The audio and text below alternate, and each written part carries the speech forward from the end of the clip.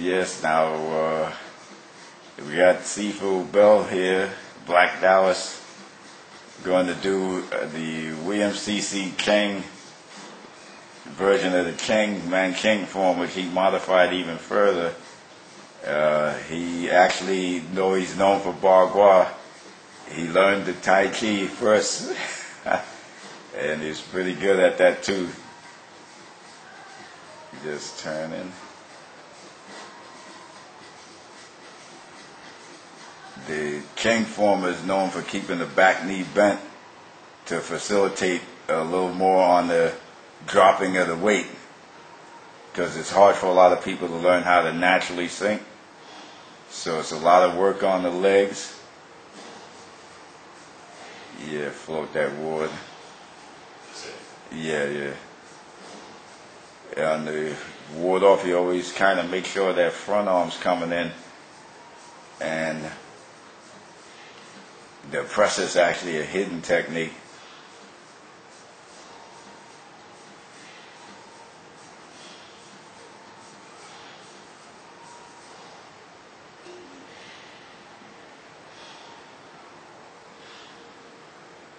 Yeah, then bring the hook out. Yeah, see, the hook always comes out, then you step. And notice the hip and the waist turn.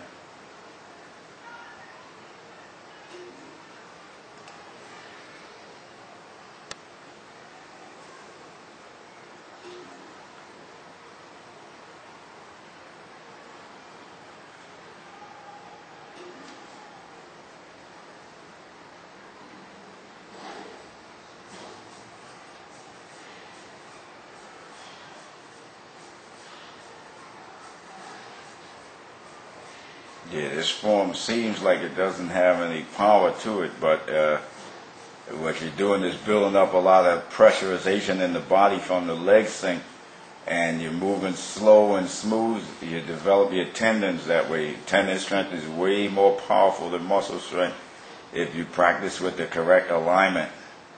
If the internal alignment is off, though, you could be wasting a lot of time. But you build up the center line and balance point, so it's constant progress. In the internal, there's never no top level. You can always get better and better and better, just like with anything else.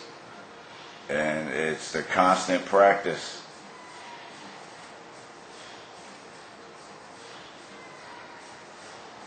And you practice the different styles to learn how things interrelate. It's not like in the ancient days when everybody was keeping their stuff secrets.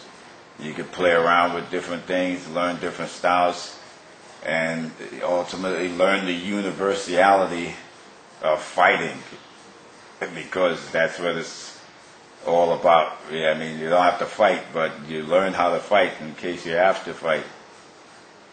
And all of these arts were fighting arts, even the Yang style, which the Yang Luchan tried to water down somewhat, but didn't quite succeed. It's a big part of my training, and what I teach a lot of people is the freestyle push hands, particularly the way they practice down at William C.C.Chen, because even though we always talk about the bridge and doing all types of blocks and tactics, if you fight a lot, you know that's usually when you reach a high level, you can basically almost be untouchable. But before you get to that level, you're going to be getting touched quite a bit.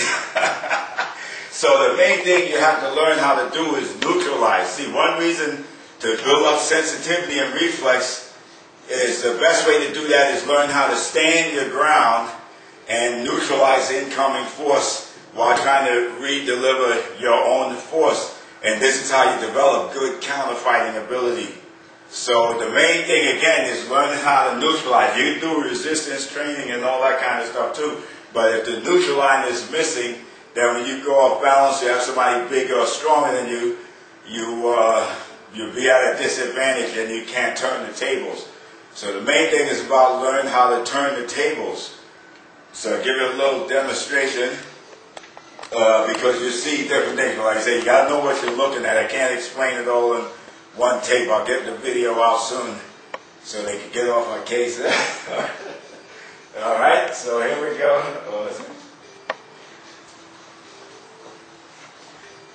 Now, generally, the pushes seem to be passive, but what we're doing is when we're pushing is trying to sense the other person's balance.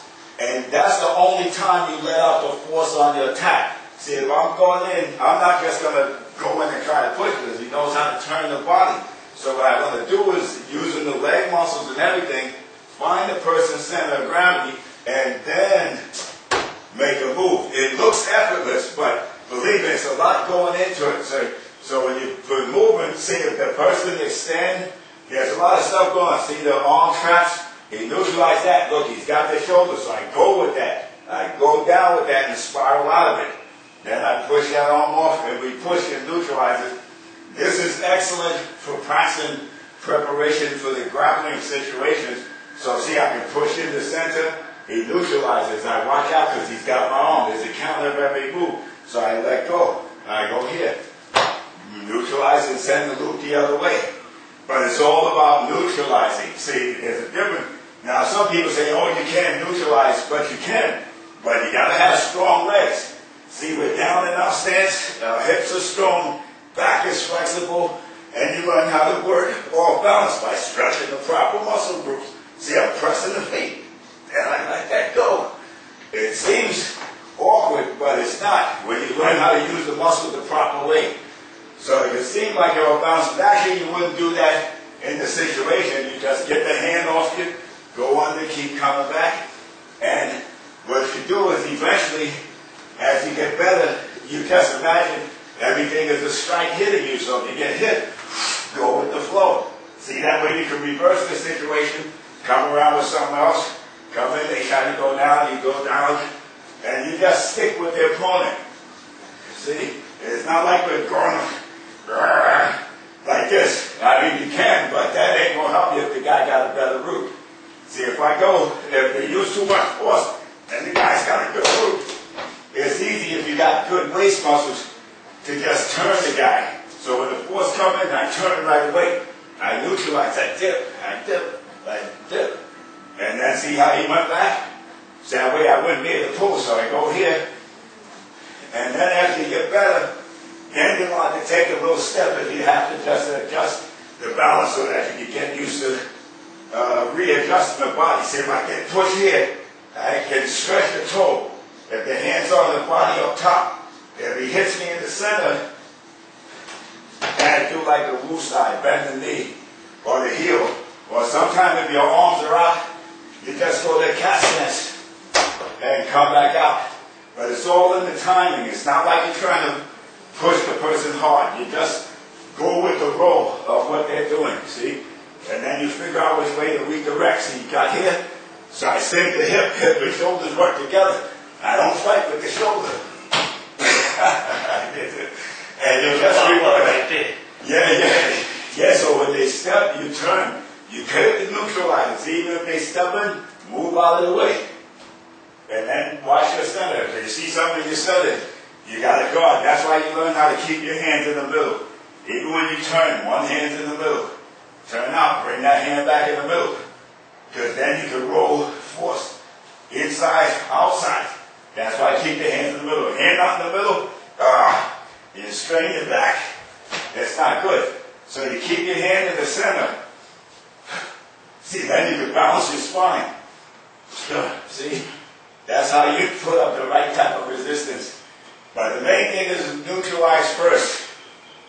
Build up the looseness and the spring. Then you get other things to do. All right?